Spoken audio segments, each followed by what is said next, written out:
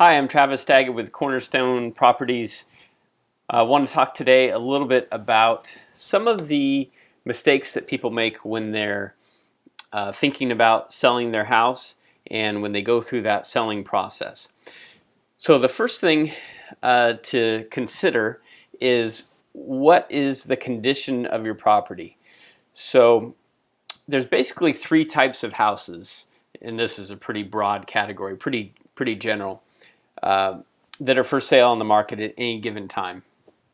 The first is the house that you see featured in real estate magazines and websites, or even Street of Dreams homes. It's move-in ready, it's clean, it's fully updated, it may be even just built and never lived in before. So a dream home, a perfect house. That could be an inexpensive house or a multi-million-dollar home, but it's up to the standard of the neighborhood. There's nothing that needs to be addressed. Very few homes fall into that category, of course, but that would be the first category. The second category of houses are houses that need cosmetic updating. So we're talking about paint, floors, just all the things that get updated. And a lot of times people think, my house is updated, or I've updated it or something. But believe it or not, especially when it comes to things like the kitchen, that'd be the number one, and bathrooms, it's out of date after 7 years. Again, doesn't mean it's not sufficient or anything wrong with it, but if we're looking at comparing it with new houses or houses that have been recently updated, that's kind of the standard. The third category of houses are houses that are not move-in ready and they need more than just cosmetic updating. So it could be something like needs a new roof, there's a problem with the foundation, there's dry rot, there's mold, some kind of termite infestation. Those types of things where when the house is inspected, it's going to fail. The lender will not lend on it without those things being addressed. So those are the three general kind of categories. So the first thing is kind of to think, what category is my house in? Is it in the first, the second, the third?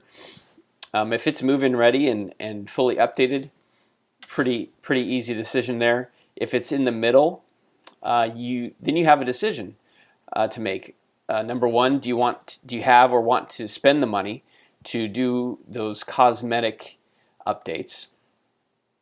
Of course, is it going to be worth it?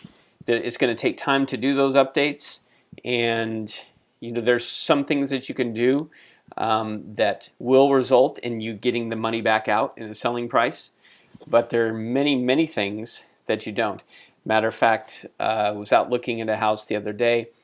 It was a 1901 farmhouse, and the owner had spent $60,000 in just stuff that needed to be done. Foundation, roof, those types of things. Well, that $60,000 spent did not translate at all to $60,000 increase in the price of what he's able to sell it for. So it's really important to consider those types of things. Some things do, some things don't.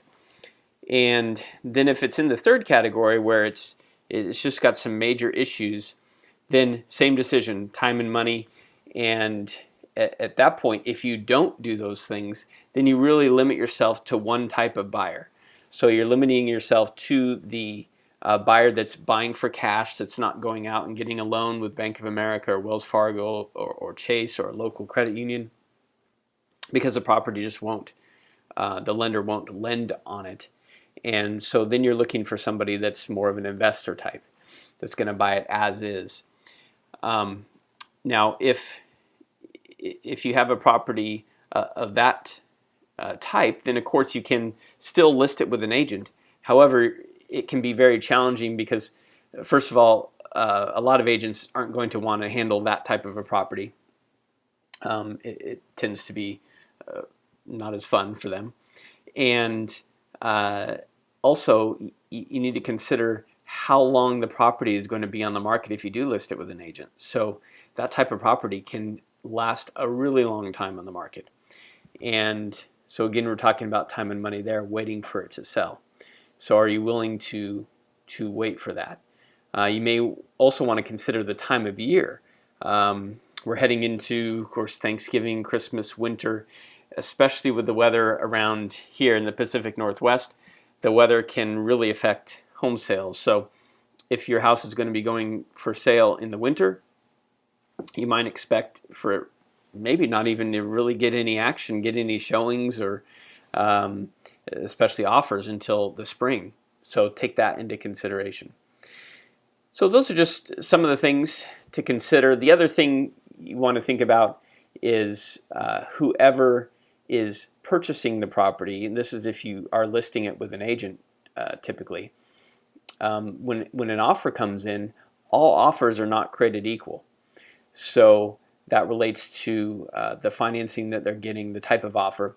We'll talk about that another time.